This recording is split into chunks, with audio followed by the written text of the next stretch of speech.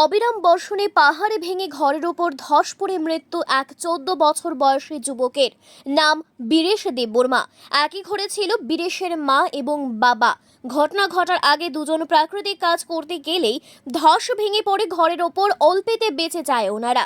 ঘটনা মুঙ্গিয়াকামি থানাধীন চাম্পলাই লাখাই বাজারে। অবিরাম বর্ষণে পাহাড়ে ভেঙে ঘরের ওপর ধস পড়ে মৃত্যু এক ১৪ বছর বয়সী যুবকের। নাম বীরেশ দেববর্মা। একই ঘরে ছিল বীরেশের মা এবং বাবা। ঘটনা ঘটার আগে দুজন প্রাকৃতিক কাজ করতে গেলেই ধস ভেঙে পড়ে ঘরের ওপর অল্পেতে বেঁচে যায় ওনারা। ঘটনা মুঙ্গিয়াকামি থানাধীন চাম্পলাই লাখাই বাজারে। অবিরাম বর্ষণে পাহাড়ে ভেঙে ঘরের ওপর ধস পড়ে মৃত্যু এক ১৪ বছর বয়সী যুবকের। নাম বীরেশ দেববর্মা। একই ঘরে ছিল বীরেশের মা এবং বাবা।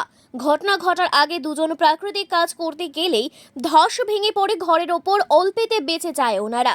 ঘটনা মুঙ্গিয়াকামি থানাধীন চাম্পলাই লাখাই বাজারে। অবিরাম বর্ষণে পাহাড়ে ভেঙে ঘরের ওপর ধস পড়ে মৃত্যু এক ১৪ বছর বয়সী যুবকের। নাম বীরেশ দেববর্মা। একই ঘরে ছিল বীরেশের মা এবং বাবা। ঘটনা ঘটার আগে দুজন প্রাকৃতিক কাজ করতে গেলেই ধস ভেঙে পড়ে ঘরের ওপর অল্পেতে বেঁচে যায় ওনারা। ঘটনা মুঙ্গিয়াকামি থানাধীন চাম্পলাই লাখাই বাজারে। একটা কল আছে সাম্পলাই, হ্যাঁ, লাকাই বাজার। ঘর পাইয়া ল্যান্ডস্লাইডে ঘরের উপরে পড়ছে। তোর সঙ্গে আমরা গেলাম, গিয়ে দেখি চতুর্দিকে রাস্তা বদ্ধ। আটার মোড়াতে গেছি, এবার আমরা পায়ে 7 কিলোমিটার গেছি ঘটনাস্থল। গিয়ে দিই এটা ঘরটা পুরাটাই মাটির দশের তলে পড়ে আছে। তারপর টিন টুন খুললা ওর উদ্ধার কাজ চালায় ওকে বাইক করে আনা হয়েছে।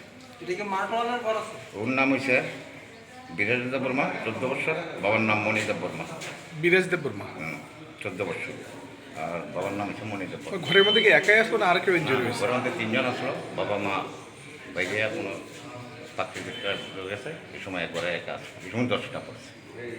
কয়টায় 10টা পড়ছে আনুমানিক খবর আছে? পড়ছে প্রায় 2টা।